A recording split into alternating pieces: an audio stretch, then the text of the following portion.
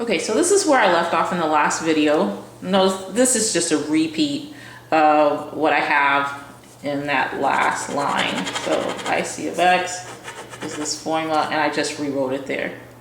All right, so I'm gonna pull this away. I'll just start my work right here. Okay, I'm gonna rewrite this one more time. IC of X equals 6,000 plus 90,000 x to the -1 plus 4x. Notice all I'm doing is just shifting the x to the numerator. I haven't done any derivative, it's just a rewrite.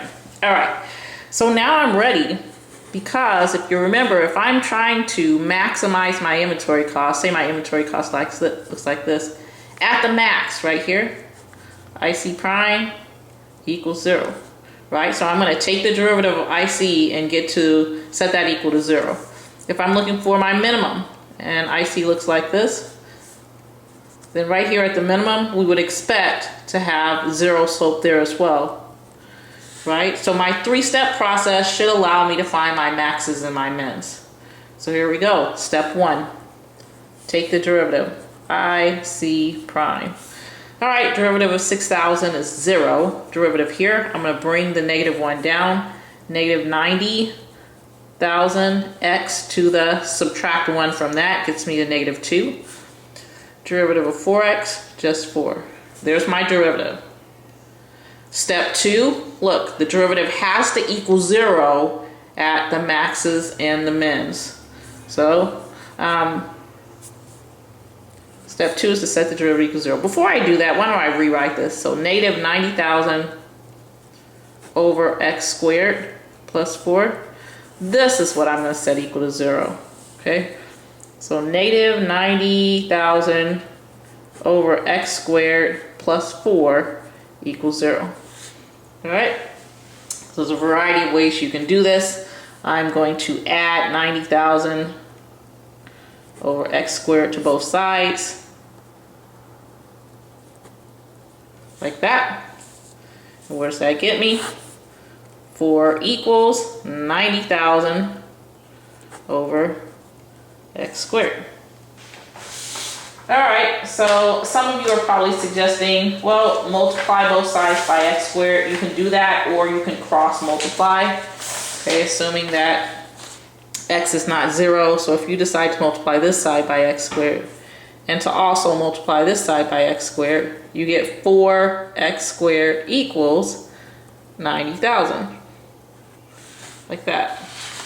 All right, let's keep going. What are we going to do here? So I'm going to put a box around what we started off with. So this is what we started off with. And I'm going to divide this side by 4, and I'll divide this side by 4.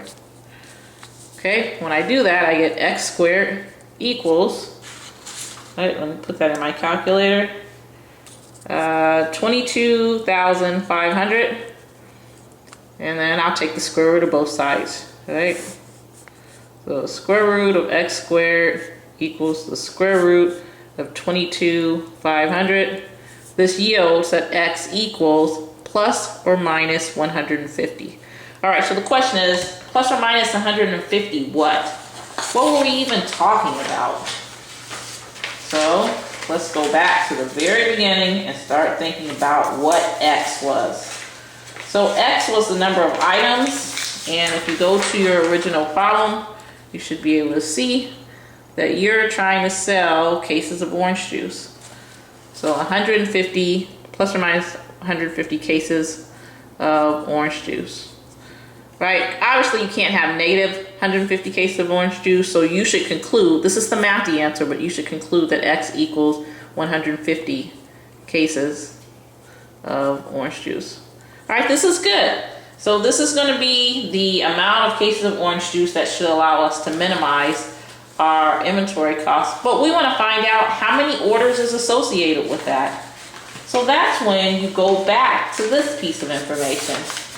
You know that if you take the number of items in each order and multiply it by the number of orders in each year, you should get 1,200. So again, let me put a box around what we started off with so that we're not confused. This is what we started off with before we tried to improvise and solve for the variable.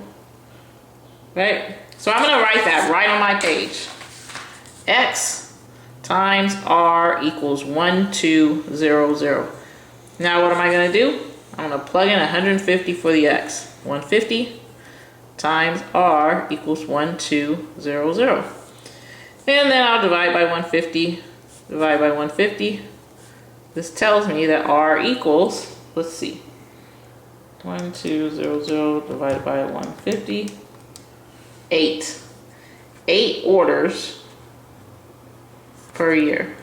All right, let me be careful because this is 150 cases of orange juice per order and a corresponding 8 orders per year. All right, this is huge.